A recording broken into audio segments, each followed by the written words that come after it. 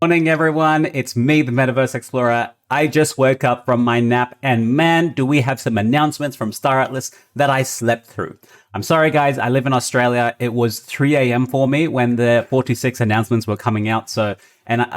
My 9 to 5 job, I'm a nurse, so I have to get my sleep. So before I go to work this morning, I thought I'd make a small video to see what I've missed overnight. A lot of people have been excited, right? So first off, lots of announcements to go through. Okay, I might not even get through all of them in this video. I might have to split it up and look at other announcements. First off, I just want to say a big shout out to Aephian. Thank you very much for repping us at 4 to 6. Look at this beautiful picture. Like nearly all of us are AEP, and we were celebrating our 1 year anniversary. So first off, thank you guys. I woke up. You guys gave me all the information I needed, helping me source and find all the different things I need to cover. So thank you guys very much. Appreciate it. We have lots of announcements, right? One of the first things was the Polis DAO that has actually started coming up, right? You can lock your tokens now. And then we're going to go through a small tutorial. Not in this video, but I'm going to do a full, complete tutorial guide for you when it's out, okay? So let's look at actually the Polis DAO video that they gave us. Not too bad. It's a small introduction to staking, right? And I'll put it down.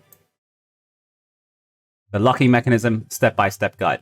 You go to govern.staratlas. You connect your wallet. They have lots of different options for you to connect your wallet, right? Phantom, Soleil, Solet, Soulflare, Taurus, and Ledger. Awesome. These are the basics.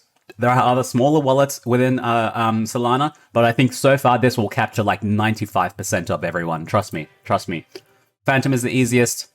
You connect your wallet, you lock your tokens, you decide how long you want to lock them for, and we can see here 2 weeks, 1 month, 3 months, 6 months, 9, all the way up to 5 years. And of course, at 5 years, you get a 10x multiplier in your voting weight. And at 2 weeks, you get 0.08 multiplier for your voting weight. You lock how many tokens you want, you go ahead and press it, you confirm that you want to do this because now your tokens are going to be locked for a whole 5 years, okay? You approve transaction, and tokens are locked successfully. You locked it for 1 year. You come back on August 2 in a year's time, August 2nd to start claiming your rewards. Okay, so that's the Polis locking at the moment. Don't worry, I'm going to do a full tutorial about it. Not to worry at all. Let's go ahead and look at the DAO, right? This is the Medium article they posted for the DAO itself. It is a good read in itself. It tells you about the different tokens, Atlas, Polis, levels of power. I saw this. So basically, if I can zoom in here, you'll be able to see it. They call it the layer cake. Why do they call it the layer cake? No idea. Because there's lots of different layers. Yeah. So first off, we have the Star Atlas DAO, which is all the way at the top, right? This is the DAO that's accruing like the score rewards from everyone. If you buy fuel, the R4s, they're accruing all those things. So once even the crafting, they take away the R4s and turn it into the R20s, where we'll be able to make them. They still need a separate way for the DAO to be making Polis back, right? And that might be through faction-wide tax policies, warfare coordination, access to endgame content, and development targets. So that's coming all the way from the DAO, right? Now, let's go down. From the DAO, you have all the different factions. Mud, Oni, Uster, okay? And within that, you'll be able to make your decisions within your faction. Within the factions as well, they have different region DAOs. So region 0, region 1, region 2, 3, 4, 5, 6. And of course, within these different regions, you have your local taxes, your local monetary incentives, and planetary restrictions. I think these regions are going to be the regions that are controlled by the star bases, right? You might have 3 different sectors and they have 3 different star bases, okay? They are what make up your region DAOs, okay? So you have three region star bases in this side. You have 4 star bases on that side, 6 star bases there. And all together, they make up the Oni faction, okay? So that's what it looks like. They tell us they introduce PvP, which is Polis voting power. Not a big fan of this. PvP in gaming already has an established term, what do you call it, nomenclature, that it is player versus player. I'm not a big fan that they used PvP to make it sound like Polis voting power. They totally could have done something different, but it doesn't really mean much right now. Everyone's just going to say, what are your voting What are your voting points? Or, that sort of stuff. What's your power? We know the escrow is 2 weeks all the way to 5 years, and you get different amounts of voting power and sometimes voting reward coming back. And then they talk to you about the process, right? The proposal improvement, Polis improvement proposals, which are PIPs. Bitcoin has BIPs, which is Bitcoin improvement proposals. Ethereum has EIP, Ethereum improvement proposals. Very basic within the cryptoverse, having improvement proposals. They're talking about timing, areas of the governance, metaverse economics, power to set rewards, incentives, rates of taxation, treasury management, game system, all of this sort of stuff. This is a good read. I would recommend everyone go and read this as well. I've only skimmed it because I've woken up. There's so much content to go through. They give you a guide on how to do this, but like I said, don't worry, I will be going it myself. Now, first off, I want to show you, before we go that, I saw this little picture of a ship that we haven't seen before. I think this might be one of the freighter, or not, it doesn't look like a transport. I think it looks like a freight. We will see if it gets released in Gauss Ship 2. It looks like a Pierce ship, to be honest. It's not a Visas, and it's not a Ogrica. It looks like a Pierce ship. All right. So I am going to go through very, very quickly just to actually test it myself. This is my public blockchain account. Everyone knows this already. It's in my Twitter profile. It's everywhere. So I'm going to go ahead and lock some tokens, right? I'm going to go ahead and lock some tokens, see if it actually works. And so I'm going to actually disconnect so you can see. This, when you go to govern.staratlas.com, you can log in to your Phantom wallet or Solid wallet, wherever you keep your stuff. I'm going to go full screen for this so you can see. Now, at the top, you have proposals, profile, lockers, treasury, and more. Let's go ahead and go to proposals, profile. You log in with your Phantom wallet. You log in there. It says how many governance tokens you have, what's your transactional tokens, your Atlas tokens that you have, and your blockchain tokens. 8 Solana is what I have. Now, why should we lock our tokens? Let's look at this. Earn rewards and acquire voting power. Why lock tokens? Why should I lock it? In addition to earning great rewards, which are, don't know them yet, locked tokens will provide you with voting power on proposals, an upcoming feature for the DAO. Your engagement and dedication will provide the citizens of Star Atlas a lifetime of prosperity. Now, I am long-term Star Atlas. I want to go ahead and lock my tokens. I have 10 Polis tokens here, none locked at the moment, and I don't have a locker expiration because I haven't started locking. Rewards are coming soon. Next rewards distribution will be August 1st. August 1st, which is in, I think, 8 days, give or take. 8 days. So I'm going to just go ahead and do a small test transaction, small test locking for you guys to see. I'm going to lock my 10 Polis for 5 years. You can select 2 weeks, you can select 9 months, 4 years, or 5 years. I'm just going to do 5 years for now because this is only a test, right? I'm only going to do this for this. This is not the full tutorial. I'm going to do a full tutorial later on. So I'm going to lock it for 5 years. I'm going to put in my 10 Atlas tokens. There we go. And I'm going to get 100 PvP. Now, I don't know why it says I have none Polis voting power. I get none. Oh, maybe I have none now, and later on I'll have 100 PvP because it's going to be up here. Now, keep in mind, for the next 5 years, it's always going to be decaying, okay? In 4 years, I'll have 80% of the voting power. In 1 year, I'll have 20% of the voting power. What you need to do if you want to keep your voting power really high is you have to come back and relock your tokens for the next 5 years. So if you want the possible highest voting power at all times, you always have to come back and relock for 5 years because it decays over time linearly, as you can see here. Once again, I'll do a full tutorial later. Let's just do it now, right? 10 tokens will remain locked for 5 years and cannot be withdrawn until the selected locking period expires. Lock tokens. It's requiring my approval. Let's wait for it to come up. There we go. I'm going to go ahead and usually you should wait for the balance changes to come up, okay? So you can actually see what's coming in and out of your account. I don't think it's going to come up at the moment, so I'm going to approve. I'm happy with this. This is my test account anyway. This is my public account anyway. So I've locked 10 Polis for 5 years, and my voting power is now 100 PvP. Awesome. That's it, okay? Now, what is interesting to see is that how much of Polis is actually being staked at the moment. Okay, it's being staked for 1.3 million tokens of Polis are being staked.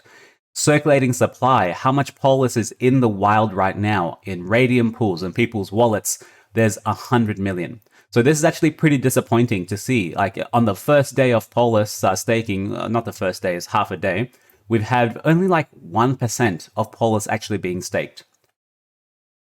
1% being staked, like 100% in circulation. And then there's 3 times as much of total Polis in existence, okay? They're just locked. Either the team has them or the private investors have them. FTX has it. Yeah. So it's actually a little bit disappointing to see such a very small number of Polis being staked. All right, let's move on. Now, there's one thing the people at Aephian got me. Let's change back here. Version 1 of the marketplace, right? Version 1 of Atlas locking that we're going to see. This is what we're going to get, not for staking Polis, but for staking Atlas. One, you're going to get reduced marketplace fees. So I asked Michael Wagner on Twitter, and he says in the initial phases, the marketplace will have no fees. Okay. Of course, that's like a small promotional period. We will get fees later on. And if you stake Atlas, you will gain a reduced marketplace fees. I don't know if this is going to be worth it. If you're not transacting very much on the marketplace, it might not be worth it for you to stake like 100,000 Atlas or 10,000 Atlas. We have no idea. There's no metrics on this. As well as staking Atlas, you will get Polis rewards. I don't know where this Polis is going to be coming from, if it's going to be from the locked Polis already, or if it's going to be coming from some kind of tax clawback mechanism from the players. No idea, don't know yet. Let's find out. And then, of course, the Polis improvement proposals, which are PIPs. PIP number 1 that we're going to be voting on is PIP purpose and guidelines. We're going to all ratify that we know what the purpose of the Polis improvement proposals are, and then the guidelines on how to make a proposal, okay? After that, PIP 2 will be ratification of the Star Atlas Foundation. After that will be ratification of Automata as a service agreement. Because remember, Automata is different. The Star Atlas DAO is a separate entity entirely. The Star Atlas DAO is going to have to vote to say, yes, we want Automata to keep making this game for us, okay?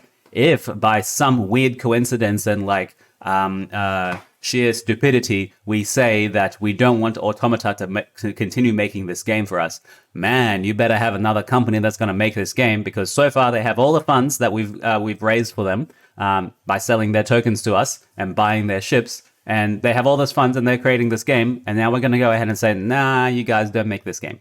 Nah, that's not going to happen. No way that's going to happen. These guys are going to continue making this game. Easy. Now, some stuff from the Foundation room before we keep going with the announcements. Someone asked some of the points, where they're going to come from. And then one of the team said, this is correct. In order to earn rewards, we call them prosperity marks. The purchase must be from Star Atlas. Now, this is 2 entirely new concepts that have come up, right? And like I said, all of this stuff take with a grain of salt. So prosperity marks we've never heard before, okay? This must be new. You get prosperity marks if you purchase items from Star Atlas, not from the secondary marketplace. When I list a ship and you buy the ship from me, you're not going to get prosperity marks. You only get that if you buy from the Star Atlas inventory or Star Atlas marketplace from the Star Atlas Automata team themselves. Now, I don't know how I feel about this, because what about all the people that have bought stuff from Star Atlas already? Like for the last year, we've been buying ships. Are we going to be getting any prosperity marks? Probably not, right? Because this is an incentive for new users to come into Star Atlas and buy Star Atlas material, buy Star Atlas stuff from the team themselves. Not from me, not from you watching this video. So, just saw this. I thought I'd mention it because it was new. We don't know much about it. If we find out, I'll let you know. Next up in the announcements was the iBuy Power, was the combination of earphones and a computer to play Star Atlas.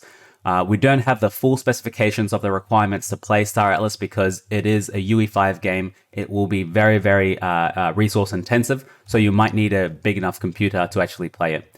They announced this. It's good. It was an initiative by one of the community members who was very interested in Star Atlas. He worked at a computer company and he's like, hey guys, why don't we just do like a small collaboration and we can all make the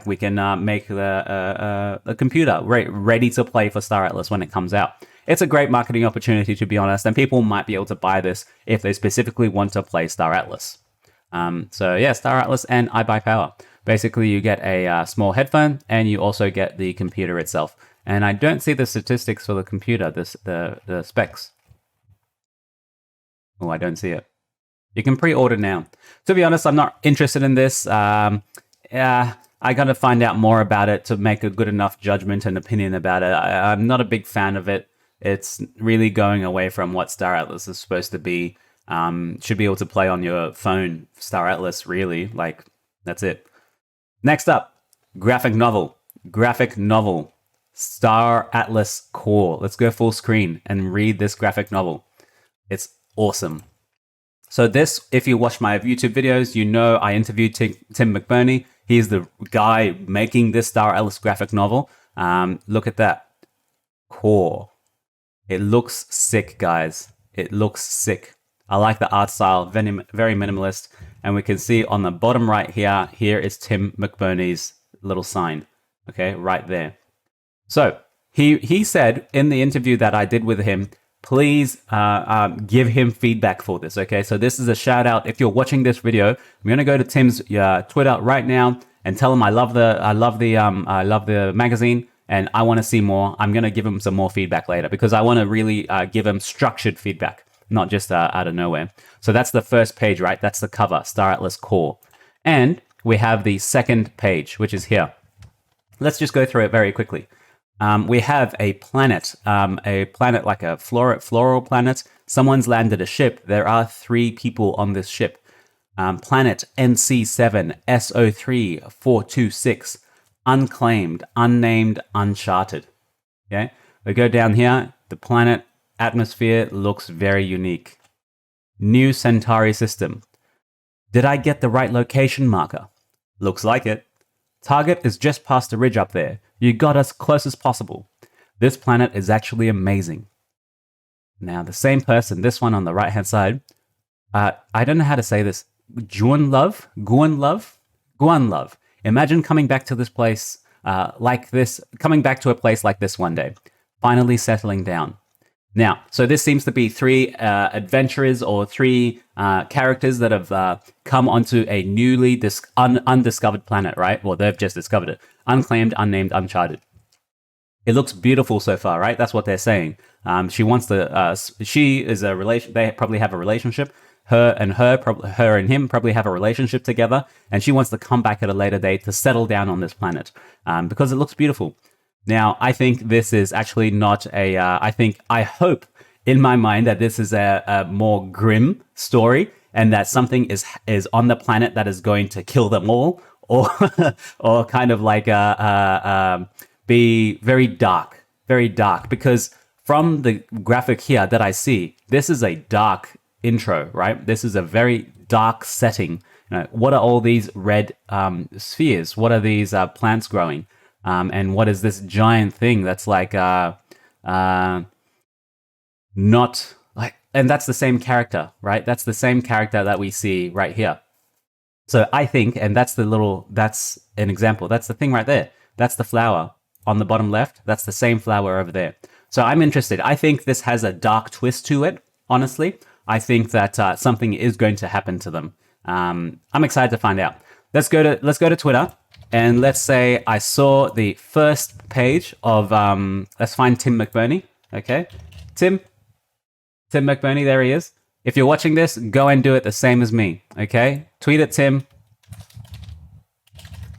Hey man, I saw the first 2 pages. I loved it. More feedback incoming. I love it, man. I love it. Thank you, Tim. It looked great so far. I really hope you take a dark turn with it. Okay, next up. The marketplace people. I know it's been going for a while. I'm sorry. They are now starting to restructure the marketplace as we talked about before. If you guys remember, we're moving from a Serum marketplace to a peer-to-peer, you and me marketplace with some small tax on top that Star Atlas might be able to collect. So what you'll notice at the moment is that let's look at one ship, for example, the Unibomber. That was having a hard time selling. Let's go to the Unibomber. Where is it? Let's see the Visa Solo, right? The Visa Solo now has no Star Atlas supply. All of the orders you see here are secondary orders. So that's like you and me trying to sell this to each other. Okay, all the giant supply from the Star Atlas team has now gone because they are going to be putting it on the new marketplace. Okay, so this is still going to stay here. What's going to be left, what's going to be new is the new marketplace that they're going to relaunch. And then we saw pictures of that before. Okay, let's have a look at a new one like the Rainbow Arc. I really wanted to get this, but I couldn't afford it. There are no orders for the Rainbow Arc. No one is selling a Rainbow Arc right now. Okay, they're all going to be on the new marketplace. All of them are gone. There's no more ship supplies from the team. The Grenadier, where's the Unibomber? I was looking for the Unibomber. Maybe I can't see it, I'm blind. Thimble Lobby, PSX4, Thimble Airbike. Where's the Unibomber? Oh, there it is. There it is. There. Let's have a look. 15 people want to sell their Unibomber. But you can see last time I checked, there was like 1,000 or something that was still on market because the total supply was pretty large. The total supply was 275,000. And we didn't sell all of them. So yeah, they're moving all of the ships from here to the new marketplace. So stay tuned because if the new marketplace allows people to be buying these ships at a higher price, you guys still have your orders on here, okay? And they're going to be really, really, really low orders, okay? Next up, we have gameplay that I want to show you guys. Now, I took this from the Star Atlas 4 to 6 announcements. This is really high quality last minute gameplay from the showroom. It's about 2 minutes. Let's watch it. I'll give you my my commentary at the same time. First off, this corridor leading to the middle, leading to the Council of Peace of 3 of these faction members and maybe prominent members of the council. Man, it looks good. It looks good. All right, let's watch. I'll try and talk very, very lightly, and I'll try not to interrupt. All right.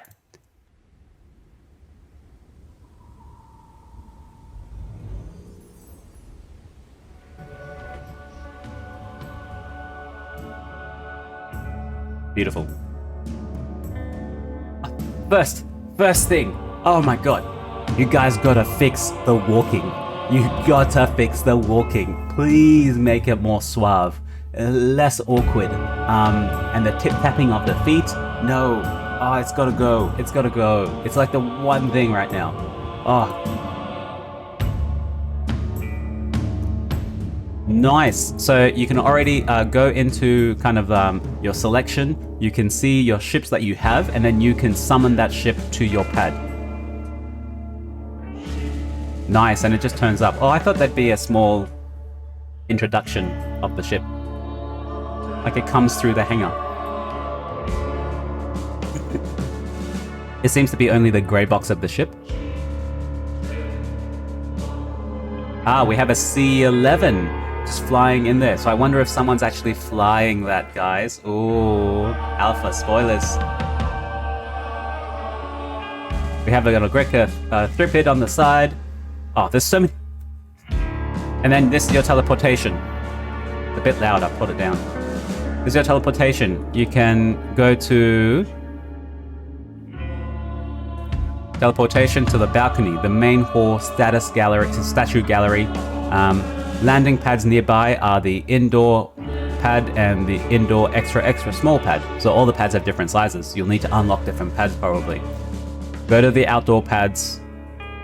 Outdoor pad, train station, the pier, teleport to the pier. I love the teleportation animation, very nice. Now, I'm really interested. What is this giant structure in the back? We don't really see any of the other structures, right? We know this is an Ogrica Thripid, right? And we see this kind of, this thing that we've seen so many different times. Don't know if it's like a food harvesting thing. But this is a giant ass structure. I want to know what it is.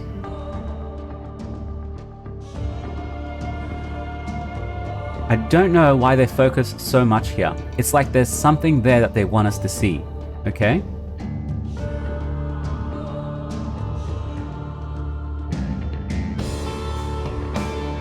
Maybe they're just showing us the first person.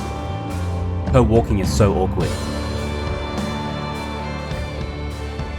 There needs to be sound when you interact with this. I know it's probably just they put sound on top of it. Bees' Ballad. This is a capital ship that's a fighter, okay? You can get information about it and then you can summon it. And look at her summon this ship. Now, yeah, it needs to come in like cinematically, dramatically, because this is a giant ass capital ship. This is, of course, just a grey box for now. They haven't fully colored it. Look, they focus on the right as well. There's something there. Like, why are you showing us the rocks? There's something there. If you guys notice it, let me know.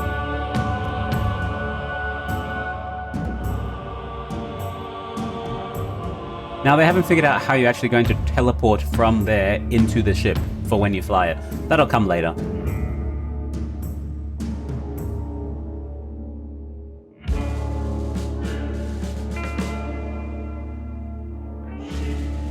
The big ship.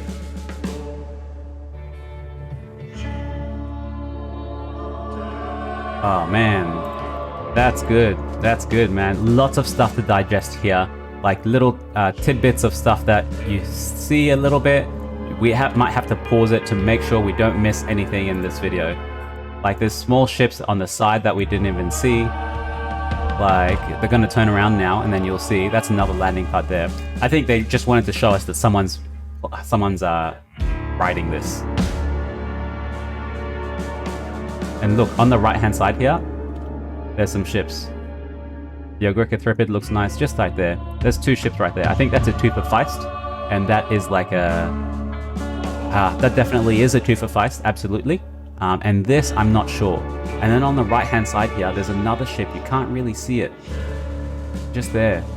I'll try and... I will try and do that. You see that? That ship. Maybe it's a Calico Evac. Alright, so there have been lots of announcements in 426. There are more announcements to come. I would say again, take your ships off this marketplace. Comment on Tim McBurney's Twitter post to say thank you very much for the graphic novel. It looks great so far. I hope something disastrous happens to them. You can put pre-order for the Star Atlas computer case and computer itself. Staking for Atlas to get Polis rewards. Staking of Polis to get rewards coming soon, and also voting. And of course, on August 1st, you will get the first reward rates. Read the article that explains the Polis staking in its entirety. And then there have a FAG section, a FAQ section, FAQ section about how the DAO locking is, how the rewards are calculated. Okay. Once again, I'll do a tutorial about it later. I'm going to leave it here because it's already been 28 minutes for this. Thank you very much for Aephian. Thank you very much for Star Atlas for releasing this stuff.